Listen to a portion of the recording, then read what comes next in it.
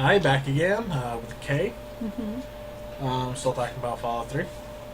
Um, now, It's distraction over here.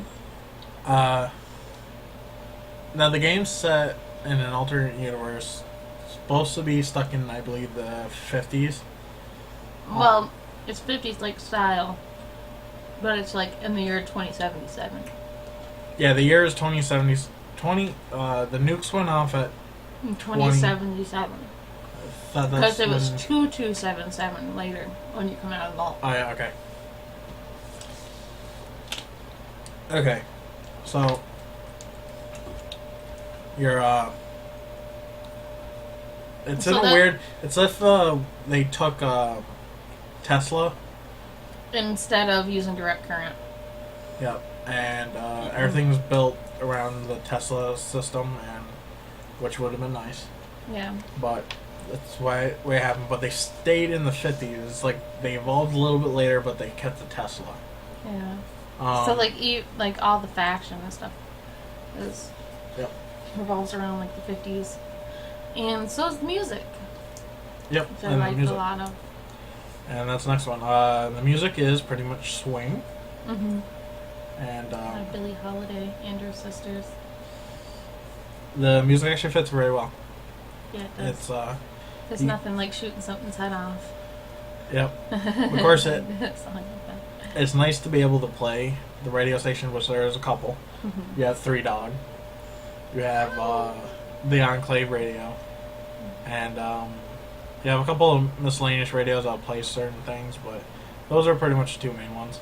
But Three Dog likes to play old swing music, and it's really nice to listen to. But having it on when you're trying to kill things, unless you know you're gonna go through and like beat the crap out of them, Oh yeah.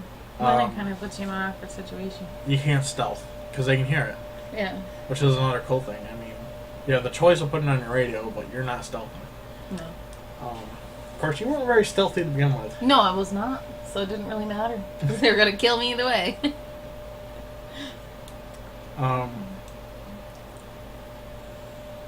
So, like, what songs did you like the most out of? Well, right now I'm confused in the two games, Fallout and Fallout 3 and New Vegas. Because I'm singing, I guess, first that Jingle Jingle Jingle. Crazy He Calls Me. I liked that one. I Don't Want to Set the World on Fire. Yep. And Civilization. Yep. Yes, that one a lot. Yeah. Was there one about a butcher? Yeah, Butcher Pete. Butcher Pete, that was one that I liked. A lot of them were like, just like jazz music without Yeah. any. I don't know if they have an album out. It'd be cool to... They do. They do? Like a Fallout 3 Yeah. album? I recommend picking that up. I mean, you can always listen to it on YouTube.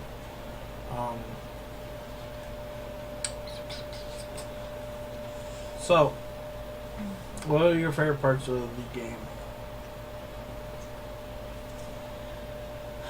What wasn't my favorite part of the game?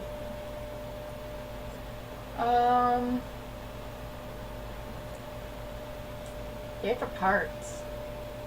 Most memorable parts?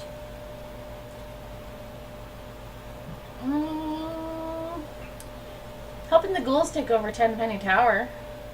Now, why'd you like that? Because it was fun. They tell them ritzy bitches to go fuck off and die. But there was one in there that we kind of liked. Oh, yeah, Herbert. How about Darren Dashwood and his ghoul manservant, Argyle? Yeah. And doesn't he give you quests? Yep, and then you find Argyle's dead body. And now, Which makes me very sad. what's with Herbert, Darren Dashwood, and Argyle? They are like...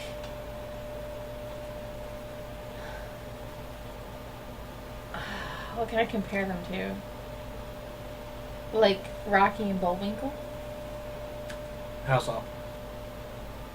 Like, do they go on like adventures and misadventures and stuff? Like, I don't think Rocky and Bullwinkle's quite right to put them to because, you know, They were like...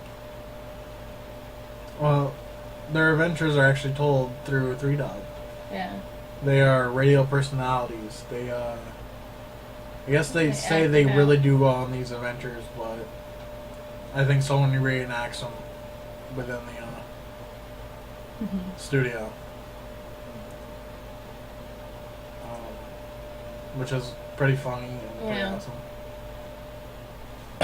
Sticking with the radio, you listen to Three Dog after doing some major things, you hear something cool. And it does change about the way that he talks about you. If you're doing constant good things, he'll constantly say good things about you and be like, you know, watching out for that good old kid from Vault 101. And then, like, if you do bad things, he'll pretty much call you a dirtbag. I always wondered how he even knew that, though. He's probably got some inside source.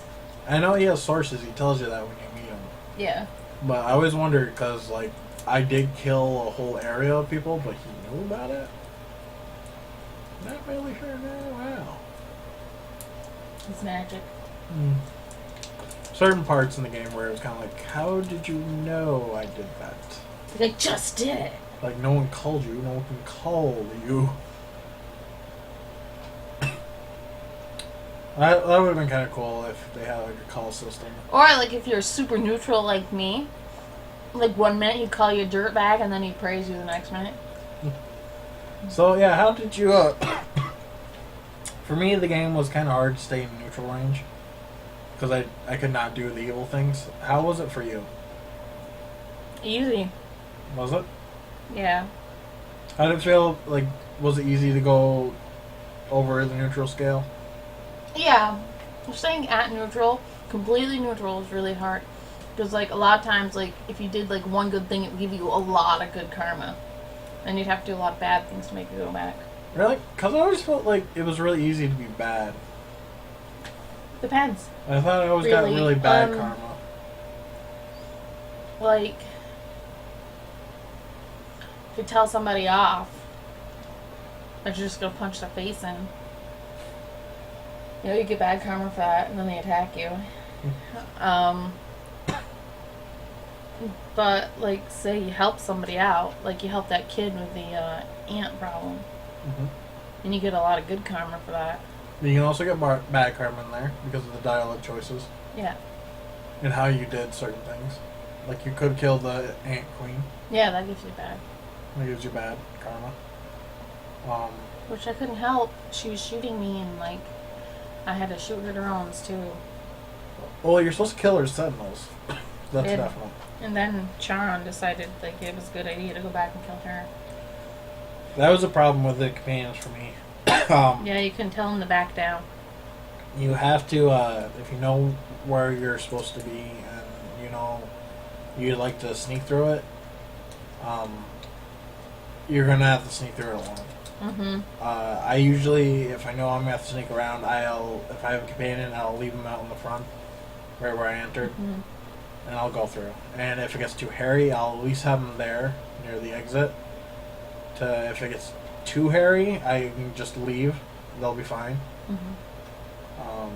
Other than that, I usually grab them, like right at the end, and we'll turn around and kill whatever's chasing me. Yeah, they like to just, even when you're trying to like sneak by something and you're hidden, they'll be like, you know, alerted to it, and then they'll go and try and kill it.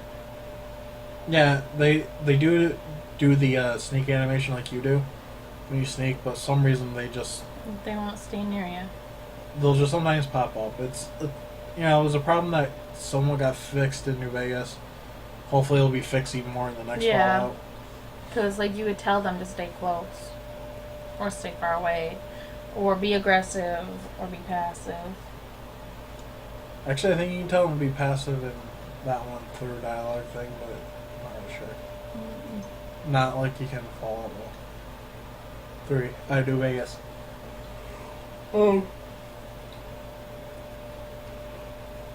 What about,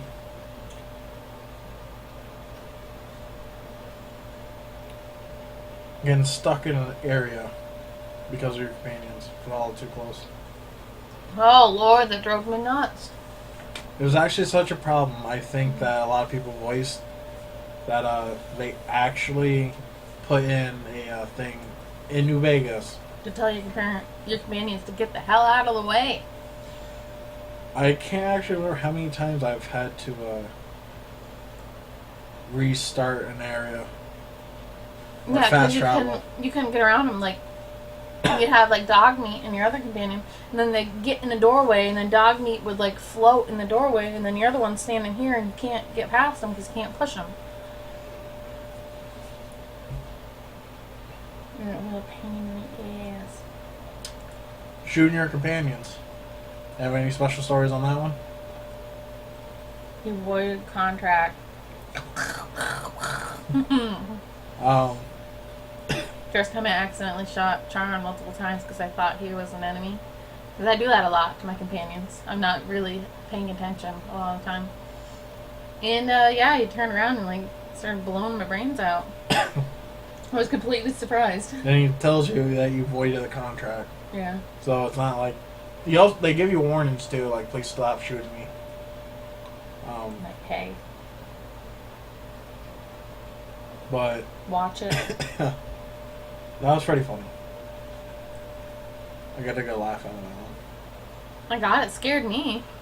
Yeah, he came out of pretty much nowhere and shot you out. There's times though where the companions will fight with each other and kill each other. Yeah. Like if they accidentally hit each other. Like Dogmeat and Charon did it all the time. Charon would like throw a grenade or something, and then Dogmeat would get mad, and he'd attack Charon, and then Yeah. they'd fight to the death. Usually Dogmeat loses. Yeah. I love Dogmeat though. Something about having a dog. You say that, but then you did the cheat with Dogmeat. Oh yeah. Dogmeat's puppies. An exploit where you can get multiple companions to follow you. If you Kill Dogmeat in the area that you get the other companion without having everybody else become hostile around you.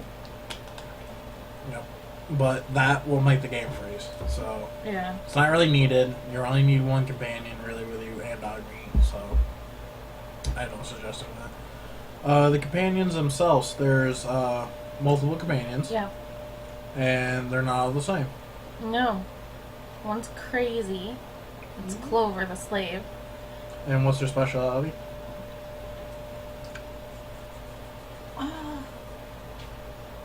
I didn't use her, so I don't really know what her special was. All I know is explosives. the one time I did use her, like she died like immediately. Her health was very low. She was very weak. Same thing with Jericho. He was very weak. He died very quick. I didn't ever get the Brotherhood of Steel chick there.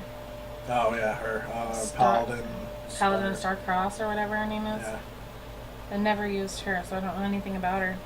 Fox is a super mutant that retained most of his humanity. Yeah, he was the how am I gonna put this? He was the most well built of the companions. He's the tank companion. Yeah. He's the heavy hitter. He's best with like a Gatling gun Yeah. or a heavy mallet. Charon was good with close quarter shotguns. Mhm. Dogmeat was Of course, a dog, so he's like biting everybody. good with close quarter melee, unarmed, of course. Mhm. Would have been cool if you got a little dog turns on him. Who else did?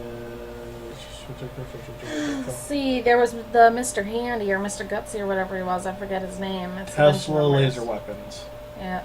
He's good with energy weapons. He was pretty cool though, having him around, but I really preferred Dogmeat to him.